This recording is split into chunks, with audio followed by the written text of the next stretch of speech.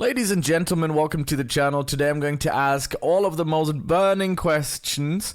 They're all researched very thoroughly. I'm a content creator on the Discord now, and I've had more access than most of y'all. So here are some of the most asked questions plus them answers. Alright, so which class is the best for early game, for end game, and then also for some speedrunning type of stuff? So if you go over here to the classes, you see you have 3 different classes. So the best beginning classes, actually, as I was hoping, is the Mage. So you should be starting off with the Mage, and later on, if you want to kind of like go a little more funky, do more damage, stuff like that, you should switch over to the Warrior. But the beginning is definitely the Mage, and the end game should be the Warrior. And if you want to do some high damage, some speed running along the way, then the Assassin is also going to be a good choice, especially in the end. But in the beginning, I would definitely go for the Mage. So, who's the best banner in the game? And people say it's Garu, and Garu is a secret unit that you can't necessarily see here right now. But if you go down here, you see that there's a chance of 0.005. For me personally, the game is gonna give you quite a lot of gems. So what I do is I just try to get all of the units. Honestly, I really don't care. I'm just gonna waste all of my gems. That's basically how I do it. But honestly, maybe, you know, I don't know. Maybe you should save and then yeah, see what's going to go down. My mythic pity is almost full. Look at that. Oh my god, 10,000. Yo. Kind of crazy. All right, let's continue.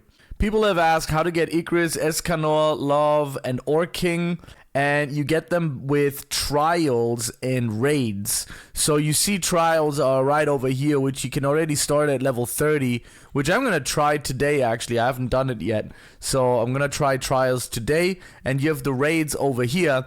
And many people have also talked about once you reach level 60, you should be just spamming raids instead of doing dungeons and all of the other stuff, because it's just more profitable. So make sure to always do raids as soon as you reach level 60. Another burning question is does hardcore affect the drop rates? It only adds a drop. So it doesn't necessarily increase you getting better stuff. I mean, technically it does because you get one more drop rate, but it doesn't necessarily put any higher percentages on there. A few others have asked, how do you get materials and what are they used for? Materials are used, I mean, they say it's secret, but it's not that hard to actually obtain. Materials is used to evolve your units, which is right over here at the church. So if you're gonna go into the church, you will see that if you go in here, that you can choose some of these guys and they will need materials. And that's how do you get them. Now, another question is, how do you get these materials? These materials you get by defeating some of these guys along the map here. I'm going to show you this. Hold on. You're going to go up here, for example, this one. The Umai Man. You can challenge. And it's going to be a pretty quick fight, to be honest. You see, it's from level 20 plus and on. And if you can fight him and beat him, then you will get this as a reward. The Flame Hayori.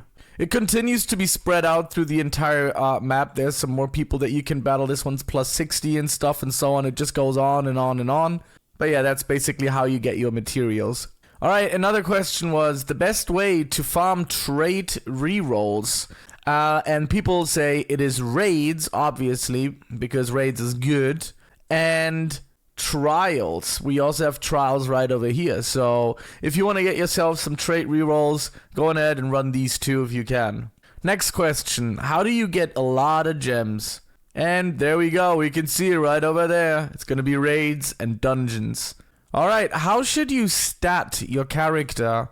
You're going to go into stats. And for warrior, you're going to put everything into strength. And for magician, you're going to put everything into magic, obviously, the way that I've been doing it already all along.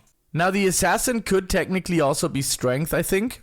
But I'm not entirely sure on that. Another question that was thrown out of there is, are heroes tradable? The question, well, actually the answer is no. And also, another question was where the wiki is, or if there is a wiki. And I think they're working on it. But it's not in the game yet, or, well, not in the game, but it's not on the Discord as well yet, so There is also a official tier list, which I'm going to be covering in the next video, so make sure to subscribe to the channel so you're not going to miss any of the new tips and tricks relating Anime Dungeons. And that is about it, ladies and gents. I hope you guys enjoyed this. This will probably answer most of the questions that everybody has. And yeah, I hope you enjoy it. I hope it helped you just a tiny bit. If it did, if it made you go like, aha, you know, then please make sure to subscribe to the channel. Or you could also just give it a thumbs up and comment. That's up to you. And I'll see you in the next one. Have a good one. Bye. Peace.